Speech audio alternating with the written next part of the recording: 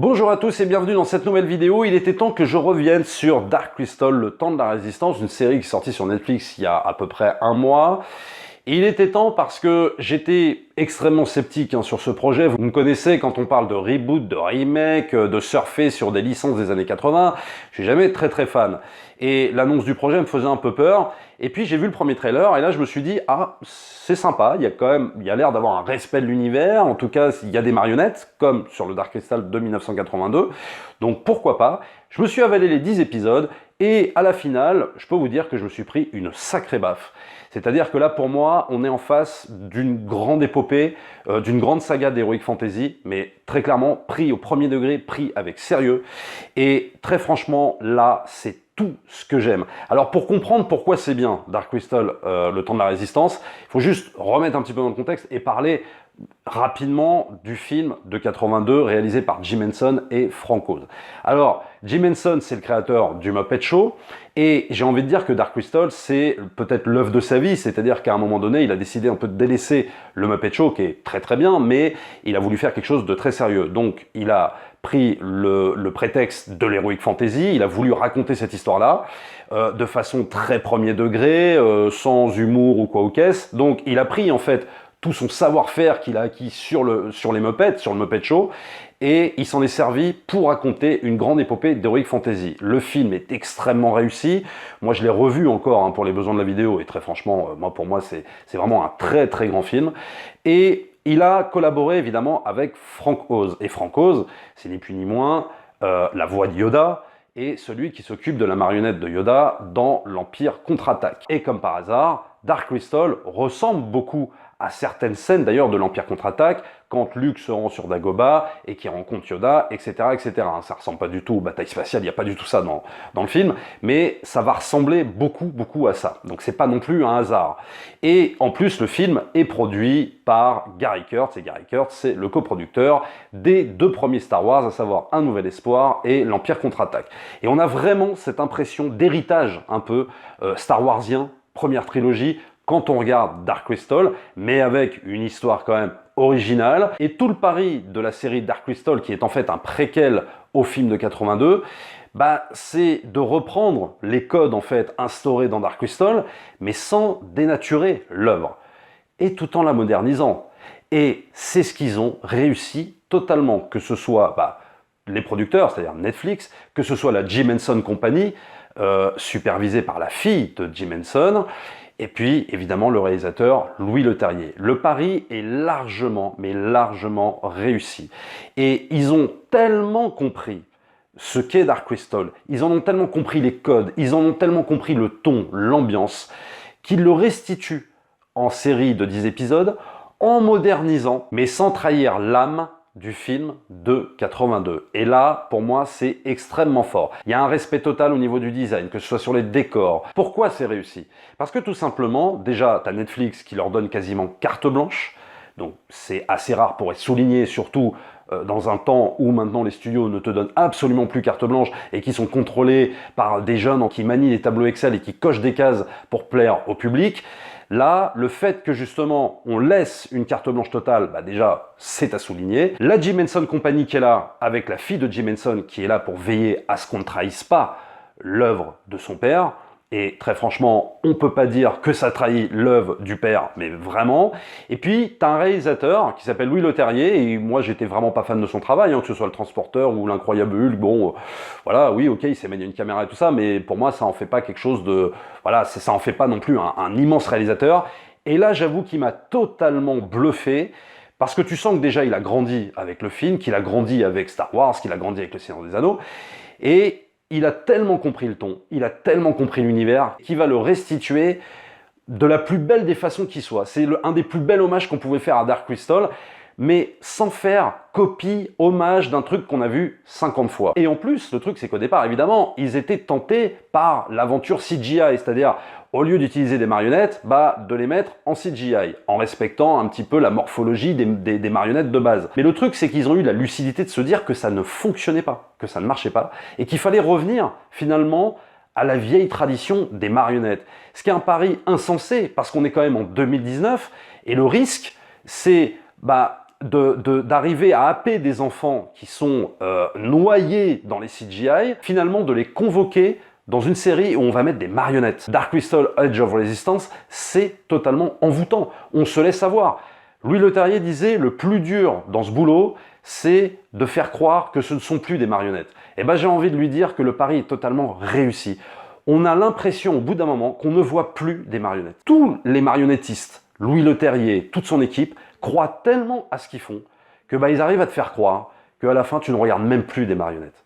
Et qu'à la limite presque même le décor, qui est totalement palpable, qui est totalement réussi, désert aride, contrée verdoyante, enfin tout ce qu'il y avait finalement dans le premier film, qui a été restitué, mais en inventant de nouveaux décors, on y croit tellement qu'on oublie que tout ça est artificiel, quoi. Alors, Dark Crystal Edge of Resistance, c'est donc un préquel du film. On va avoir là, pour le coup, toujours la confrontation entre les Gelflings et les Skeksis, mais ce qu'on va rajouter dans la série, c'est en gros plusieurs tribus de Gelflings, donc ce qui va rajouter un petit peu à l'ambiance du film, et on va les faire se confronter avec les Skeksis. Mais là où c'est extrêmement fort, et là on pouvait peut-être reprocher une forme de manichéisme dans Dark Crystal, bien que pas tout à fait quand même, là on va aller aussi dans une forme de manichéisme de conte de fées, c'est-à-dire les gentils Gelflings contre les méchants Skeksis, mais au sein des différentes tribus Gelflings, on va y mettre de la nuance, on va y mettre des Gelflings qui vont peut-être vouloir épouser un petit peu la cause des Skeksis, etc.,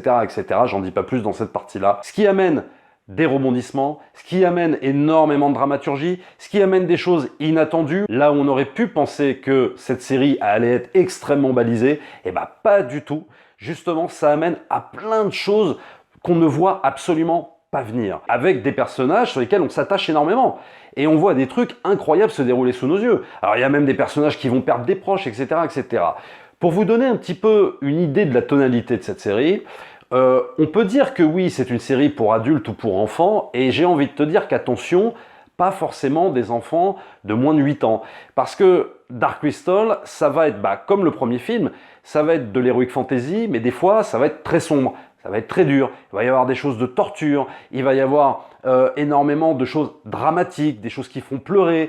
Alors, on rigole aussi des fois dans la série, mais pas tout le temps. C'est très premier degré et on va avoir cette tonalité sombre. Donc je préviens, c'est pas à mettre dans les mains de tous les enfants.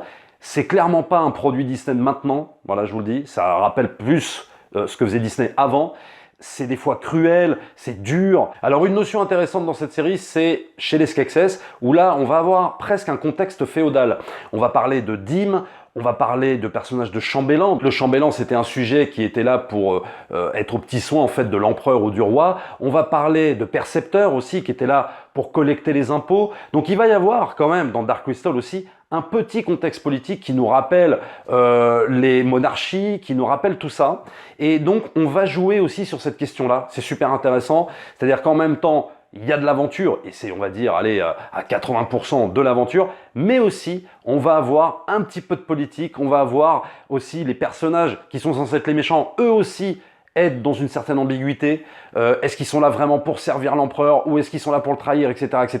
Donc il y a plein de notions comme ça, qui sont extrêmement bien écrites. C'est pour ça que Dark Crystal, sur le fond, et scénaristiquement parlant, c'est très réussi.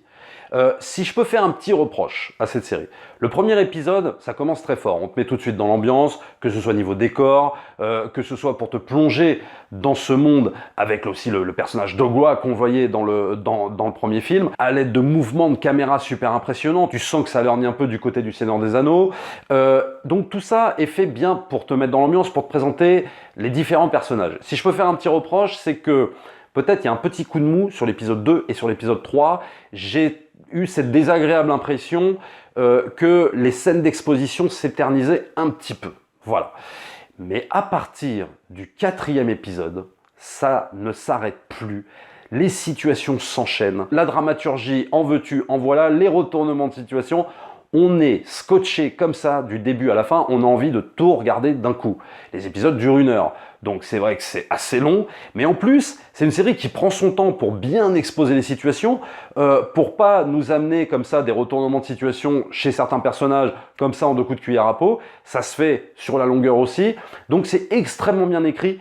Et sur la forme, ça va rappeler, donc comme je disais, un petit peu des mouvements de caméra à la Seigneur des Anneaux, avec la caméra qui fait des travelling avant, je sais pas moi, sur des villages, et ça ressort de l'autre côté, etc. Enfin bon, bref, tout un travail de mise en scène qui lorgne un peu du côté de Peter Jackson, mais qui fait pas non plus copie. Et pareil pour cette espèce d'hommage Star Warsien. C'est-à-dire que des fois, on va avoir des scènes où les héros vont tomber dans des villages avec plein d'autochtones comme ça, et puis les autochtones, ils parlent leur langue. Et ça rappelle un petit peu ce qu'on a vécu quand on regardait les Jawas, quand on regardait les Ewoks. C'est-à-dire que ça fait pas copie, mais c'était déjà dans le premier film de Jim Henson et de Frank Oz, et là, on nous le remet. Donc on a vraiment l'impression de revivre ce qu'on aimait, nous, en fait, quand on regardait ces épopées, que ce soit Star Wars ou autre. Voilà, avec ces petits personnages qui parlent leur langage, qui jouent de la musique, qui sont dans des tavernes, etc., etc.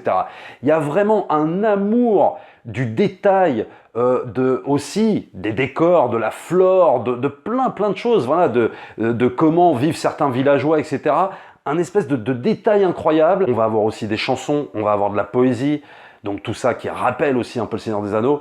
Mais je vous dis, sans que ça fasse copie, sans que ça fasse genre, on veut refaire un truc qui a déjà été fait. Ça appartient à l'univers. C'est un univers qui construit sa propre mythologie. C'est un univers qui construit son propre univers sans faire appel à d'autres trucs. Et c'est là toute la force justement de cette série. Pour moi, voilà, un petit bijou, un petit miracle. Bon là, je vais un petit peu spoiler, mais très rapidement. Hein, vraiment, j'ai envie de vous, pour ceux qui l'ont pas vu, de vous laisser découvrir totalement cette série. Il y a des choses très intéressantes. Il y a des personnages, par exemple. Donc je parlais de retournement de situation. Il y a une des sœurs d'une des tribus des Gelfling qui va carrément épouser la cause des Skeksis.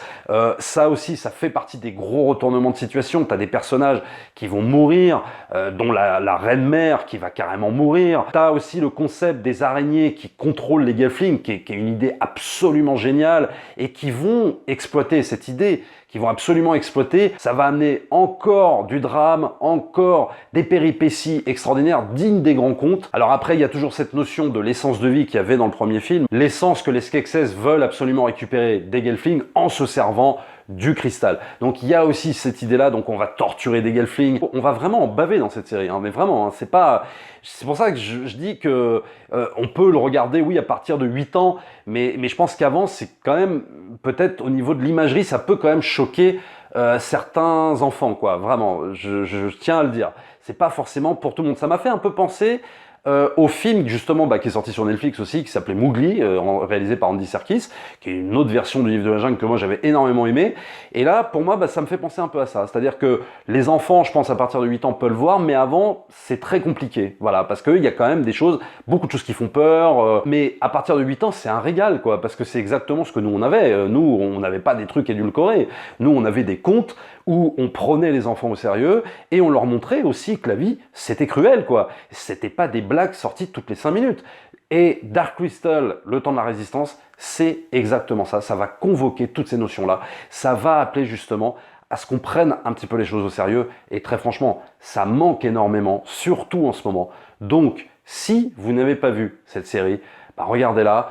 Au niveau du casting des voix, c'est exceptionnel. Il y a l'acteur Taron Egerton, hein, vous savez ce que je pense de cet acteur. Pour moi, c'est un des mecs les plus talentueux actuels. T'as Simon Pegg dans le rôle du chambellan, qui est absolument génial. Voilà, j'espère que je vous ai bien vendu cette série. Pour ceux qui ne l'ont pas vue, je vous ai bien donné envie de la voir. Moi, très franchement, hein, quand on parle d'heroic fantasy, un peu de contes de fées, d'épopées, moi, j'ai pas pris une telle claque depuis Le Seigneur des Anneaux et depuis Avatar. Je mets pas Game of Thrones dans le lot, parce que Game of Thrones, c'est quand même, c'est des choses beaucoup plus adultes, et c'est plus pour moi peut-être de la dark fantasy, on va appeler ça comme ça.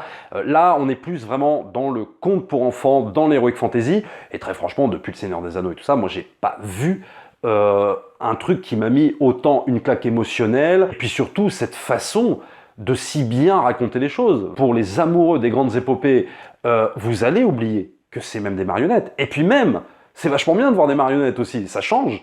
Ça change des CGI, ça change des effets numériques, ça change de tout ça. Là, dans Dark Crystal, tout est palpable. J'espère qu'on aura une saison 2, et c'est vrai que ça appelle à une saison 2, puisque dans le Dark Crystal, le film, tous les Gelflings ont été anéantis, il n'en reste plus qu'un, il y a encore une histoire d'élus, donc il n'en reste qu'un. Et là, dans Dark Crystal Age of Resistance, ils sont je ne sais combien. Donc on est encore loin du contexte du premier film.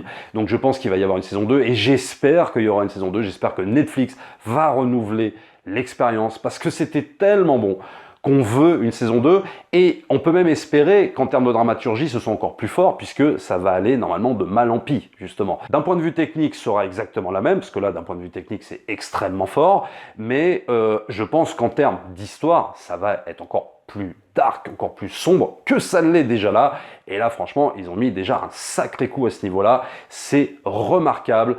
Donc, précipitez-vous sur Dark Crystal, le temps de la résistance. C'est dispo sur Netflix, ne loupez pas ça. Voilà, abonnez-vous à la chaîne, likez, partagez comme d'habitude. N'hésitez pas à me dire aussi dans les commentaires ce que vous avez pensé de Dark Crystal, le temps de la résistance. Vous avez toujours 2 liens pour soutenir la chaîne, le lien Utip, le lien Tipeee. N'hésitez pas à vous y rendre et à me soutenir. Nous, on se retrouve très vite pour une prochaine vidéo. Ciao!